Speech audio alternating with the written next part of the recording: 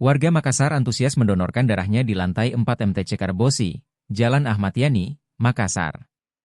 Donor darah ini dihadirkan Tribun Timur bersama Lions Club Makassar 1, MTC Karbosi dan Unit Transfusi Darah, UTD, Sulawesi Selatan, Sulsel.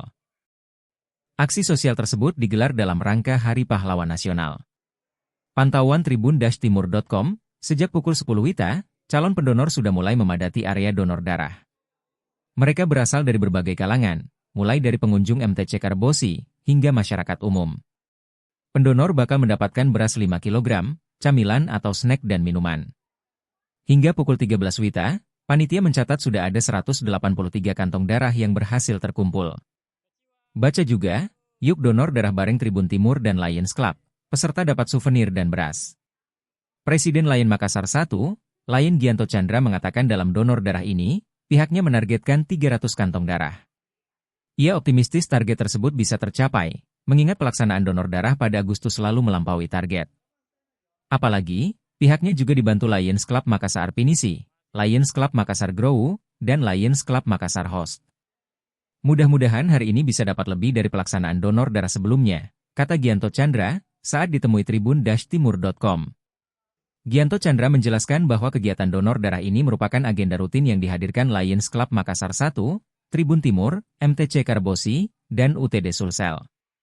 Hal ini juga sesuai dengan misi Lions Clubs International yang sudah menjadikan program donor darah sebagai kegiatan rutin.